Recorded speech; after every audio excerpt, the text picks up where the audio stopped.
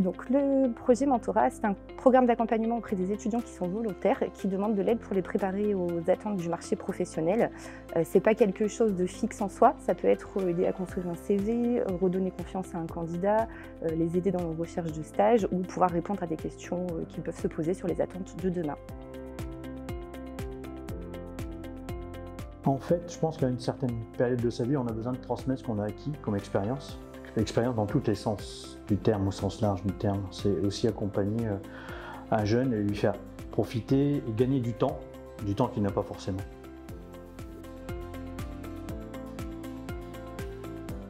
J'ai souhaité être mentoré parce qu'il me fallait d'abord trouver un stage pour valider mon année de licence et ensuite trouver une alternance de 3 ans en entreprise. La richesse des échanges, je l'ai eu, je l'ai encore. Et puis oui, voilà, que j'apporte ma petite pierre à l'édifice dans le parcours de l'étudiante et voilà, que ce soit plus facile pour elle, moins effrayant. Et puis de toute façon, elle a prouvé à la fois par le fait d'avoir trouvé rapidement un stage et d'avoir même le choix et le fait d'avoir trouvé une alternance et là aussi lors du premier entretien du premier coup. Donc oui, je pense que réussi.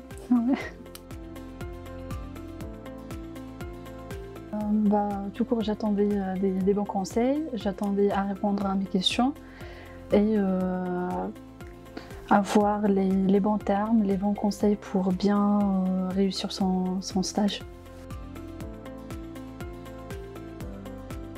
Alors, moi, c'est surtout Raoula qui donnait le tempo en fonction de ses recherches. Parce que mentorer, c'est aussi donner un peu de devoir de vacances aux jeunes, des tâches à réaliser, mais l'accompagner, lui expliquer pourquoi. C'est plutôt Raoula donc, qui donnait le tempo et moi il m'arrivait aussi de prendre des nouvelles, comment s'était passé tel entretien ou telle prospection. Tout d'abord, j'ai beaucoup appris de mon mentor à travers ses conseils, ses orientations.